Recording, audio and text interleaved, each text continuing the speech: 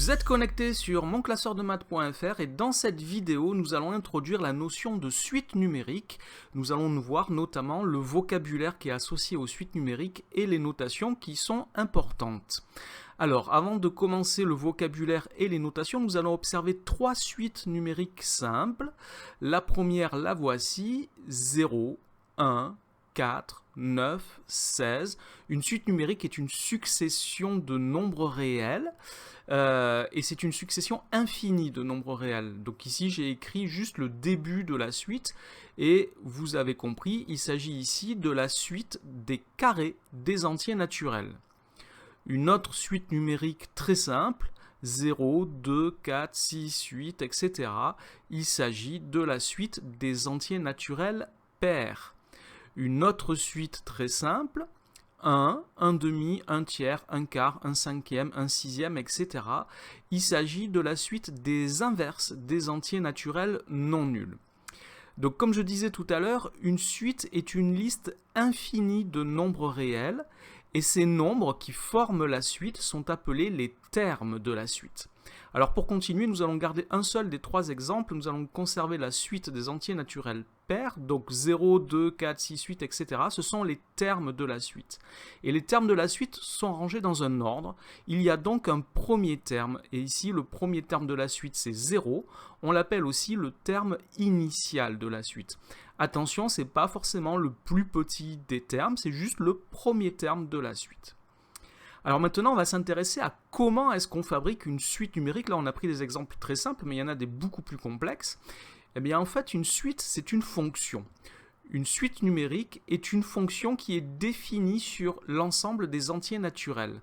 Ça signifie que c'est une fonction qui va nous permettre de calculer les images des entiers naturels. Alors, si on reprend notre exemple de la suite des entiers naturels pairs, on peut créer une fonction. On peut déterminer une fonction qui va nous permettre de calculer à partir des entiers naturels, de calculer les entiers naturels pairs. Alors cette fonction, on va l'appeler U. On utilise souvent la lettre U quand on travaille sur les suites. Et donc on va définir la fonction U, donc définie pour tout entier naturel n. Et cette fonction, ça va être U de n est égal à 2n. Et on a ainsi U de 0 qui vaut 0, U de 1 qui vaut 1, U de 2 qui vaut 2, etc. Ainsi de suite, et U de n qui est égal à 2n. N est un nombre entier naturel. Mais nous sommes ici sur les suites, nous ne travaillons pas avec des fonctions, nous travaillons avec des suites dans cette séquence.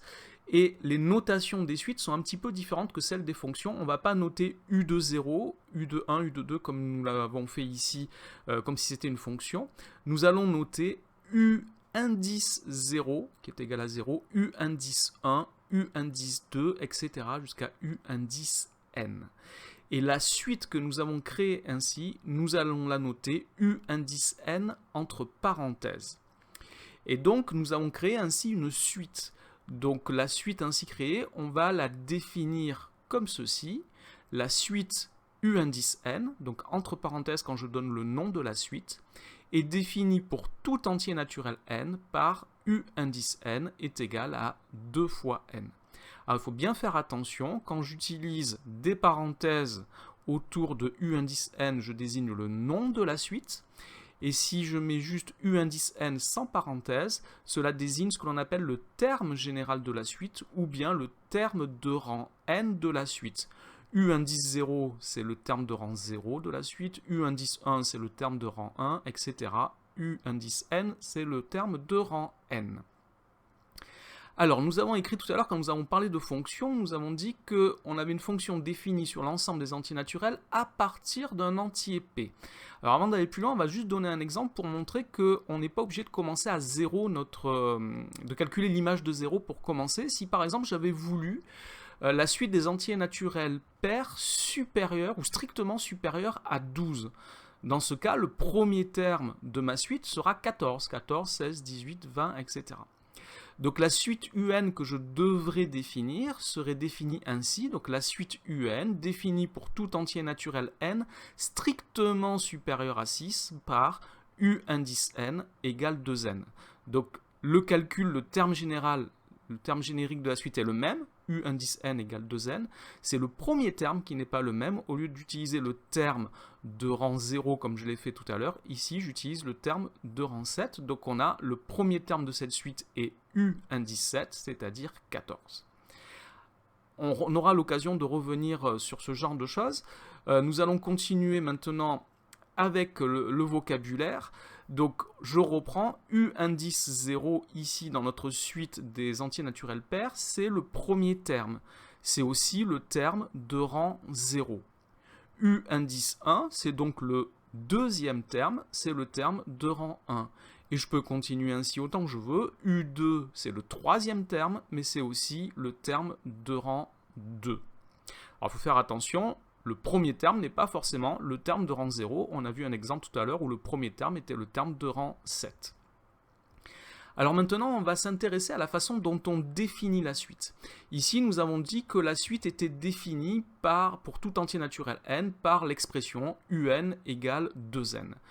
Nous pouvons calculer ici u indice n en fonction de n. Si j'ai la valeur de n, si je connais la valeur de n, alors je peux calculer directement la valeur de u indice n. On dit qu'on a une formule explicite lorsqu'on a une relation entre u indice n et n. Alors cela est très pratique parce que si on connaît la valeur de n, on peut donc calculer la valeur de u indice n, c'est-à-dire du terme de rang n. Par exemple, si je veux calculer u87, j'ai juste à remplacer n par 87 et ça me fait 174. Mais il y a une autre façon de définir les suites. Nous allons voir ça tout de suite. Si j'observe les premiers termes de la suite, u indice 0, u indice 1 et u indice 2, j'observe que pour passer de u indice 0 à u indice 1, j'ai ajouté 2. Puis pour passer de u indice 1 à u indice 2, j'ajoute à nouveau 2. Etc. On a la suite des nombres pairs, on passe de l'un à l'autre, d'un terme au suivant en ajoutant 2. De même, si j'ajoute 2 au terme de rang n, si j'ajoute à u indice n, j'ajoute 2, j'obtiens u indice n plus 1. U indice n plus 1, c'est le terme qui suit u indice n, qui est donc égal à u indice n plus 2. Pour trouver un terme, j'ajoute 2 au terme qui le précède. Dans ce cas-là, on peut définir la suite autrement. On peut la définir comme ceci.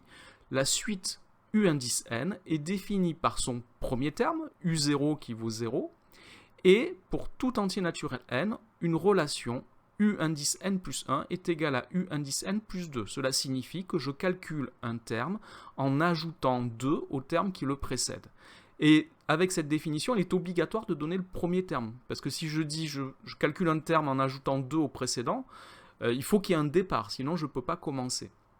Alors cette relation, u indice n plus 1 égale u indice n plus 2, s'appelle une relation de récurrence. C'est une relation qui permet de calculer un terme en connaissant celui qui le précède.